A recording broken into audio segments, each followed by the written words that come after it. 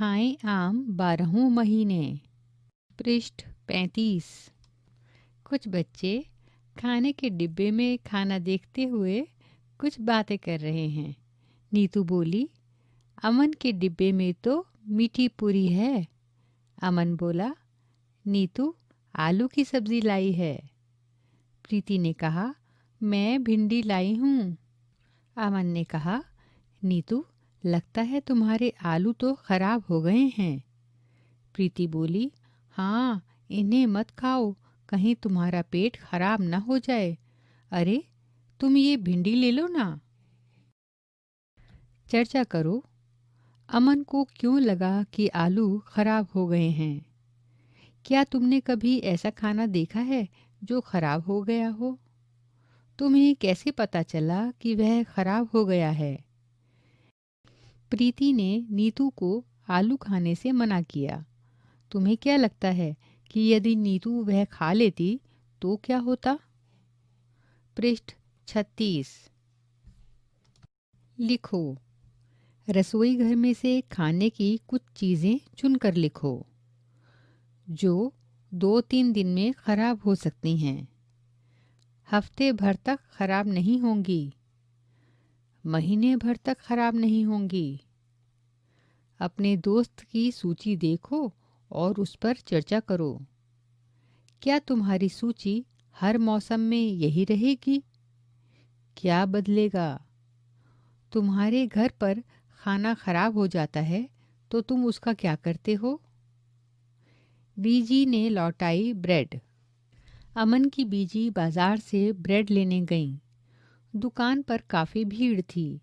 जल्दी में दुकानदार ने ब्रेड का एक पैकेट दिया, पर बीजी ने पैकेट देखकर उसे लौटा दिया। क्या तुम पैकेट की तस्वीर देखकर अनुमान लगा सकते हो कि बीजी ने पैकेट क्यों लौटा दिया होगा? उन्हें ब्रेड खराब क्यों लगी? पता करो। खाने की किन्हीं 2 चीज़ों के पैकेट देखो। पैकेट पर दी गई जानकारी से हमें क्या क्या पता चलता है? जब तुम बाजार से कोई सामान खरीदते हो तो पैकेट पर लिखी कौन सी जानकारी देखते हो? पृष्ठ 37। खाना कैसे होता है खराब? प्रयोग। पूरी कक्षा मिलकर यह प्रयोग करे। रोटी या ब्रेड के एक टुकड़े पर पानी की कुछ बूंदें डालकर एक डिब्बे में बंद कर दो। कुछ दिन तक ब्रेड को रोज़ देखो, जब तक तुम्हें ब्रेड पर कुछ बदलाव ना दिखे। तालिका को चार्ट पर बनाओ और पूरी कक्षा में चर्चा करने पर तालिका को रोज़ भरो। दिन 1। ब्रेड में बदलाव छूने से, गंध से, हैंड लेंस से देखने में, रंग में। इसी तरह 6 दिन की तालिका बनाओ। पता करो इस बदलाव का क्या कारण हो सकता है। ब्रेड पर फफूंदी कहाँ से आई होगी? अलग अलग खाना कई तरह से खराब हो सकता है। कुछ खाना जल्दी खराब होता है तो कुछ देर में। खाना किन कारणों से और किन स्थितियों में जल्दी खराब हो सकता है उसकी सूची बनाओ। पृष्ठ 38। दी गई तालिका में एक तरफ खाने की कुछ चीज़ों के नाम हैं और दूसरी तरफ उन्हें 1-2 दिन तक खराब होने से बचाने के कुछ घरेलू उपाय हैं। खाने की चीज़ों का उनके उपाय से लाइन बनाकर मिलान करो। चीज़ें: दूध, पके हुए चावल, हरा धनिया, प्याज, लहसुन। घरेलू उपाय: एक कटोरे में डालकर पानी के बर्तन में रखते हैं। दूसरा उपाय: गीले कपड़े में लपेट कर रखते हैं। उपाय 3: उबालते हैं। उपाय 4: खुले में रखते हैं, नमी से बचाकर। चिट्टी बाबू और चिन्ना बाबू ने बनाया मामिडी तांड्रा। चिट्टी बाबू और चिन्ना बाबू आंध्र प्रदेश के आत्रेयपुरम गांव में रहते हैं। छुट्टियों में उन्हें आम के बाग में खेलना बहुत पसंद है। जब पेड़ आम से लदे होते हैं, उन्हें कच्चे आम को काट कर नमक मिर्च लगाकर खाना भी बहुत पसंद है। उनके घर पर उनकी अम्मा कच्चे आम को अलग अलग तरह से पकाती हैं। वे आम का अचार भी 3-4 तरीके से बनाती हैं। आम का यह अचार साल भर तक चलता है, अगले मौसम के आने तक। एक दिन शाम को खाना खाते समय चिन्ना बाबू ने कहा, अम्मा, इतने सारे आम पके रखे हैं, उनका मामिडी तांड्रा यानी आम पापड़ बनाओ ना। फिर उनके अप्पा ने कहा, यह तो 4 हफ्तों का मेहनत वाला काम है।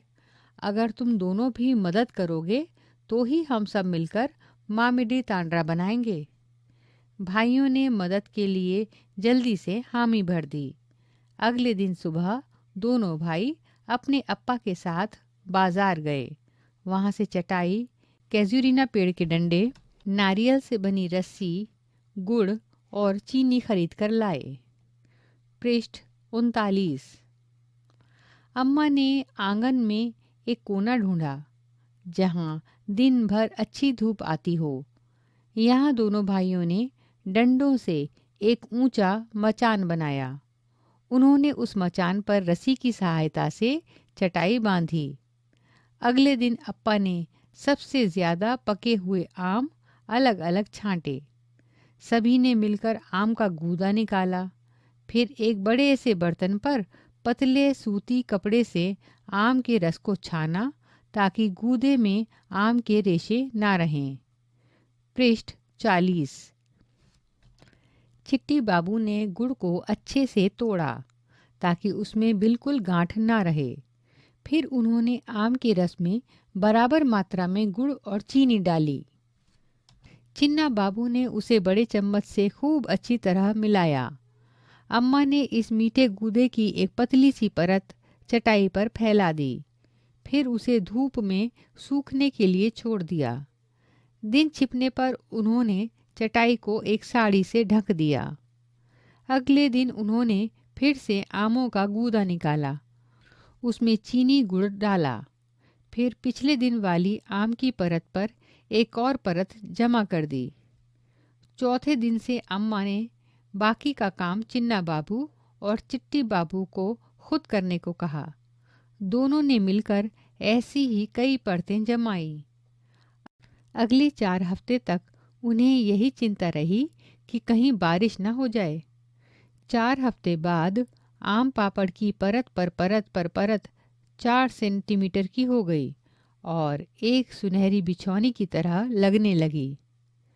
कुछ दिन बाद भानुमति ने कहा, अब आम पापड़ तैयार है, कल हम उसे निकालकर उसके टुकड़े काटेंगे। अगले दिन उन्होंने आंगन में मचान पर से चटाई हटाई, आम पापड़ की परत को छोटे टुकड़ों में काटा और अपना बनाया हुआ आम पापड़ चखा। चिन्ना बाबू बोले, वाह, मज़ा आ गया, आखिर अपना हाथ भी तो लगा है इसमें।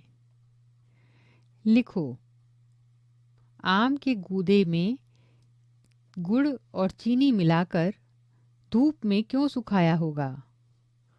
बाबा ने आम पापड़ बनाने के लिए सबसे पके हुए आम पहले क्यों छांटे? भाइयों ने मामिडी तांड्रा कैसे बनाया? अलग अलग चरण समझाओ। पृष्ठ 41। तुम्हारे घर में कच्चे व पके हुए आम से क्या क्या बनाते हैं? तुम्हें कितनी तरह के अचार के बारे में पता है? सूची बनाओ तथा कक्षा में साथियों से उस पर बातचीत करो। पता करो और चर्चा करो। क्या तुम्हारे घर पर कोई अचार बनाता है?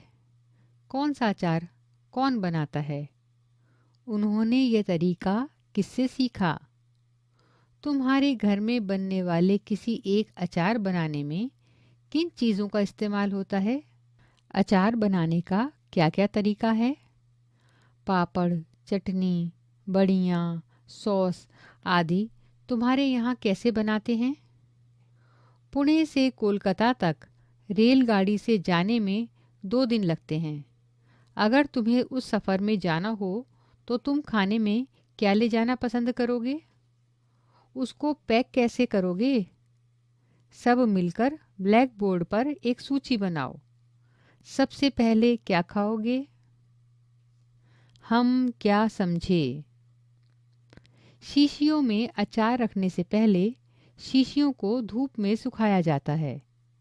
क्यों? अगर किसी शीशी में थोड़ा पानी रह जाए तो क्या होगा? क्या तुम्हें ब्रेड वाला प्रयोग याद है?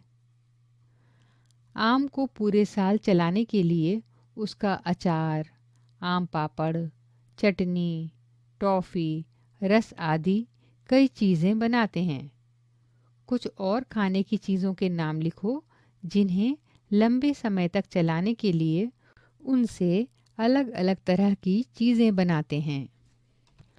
खाएं आम 12 महीने।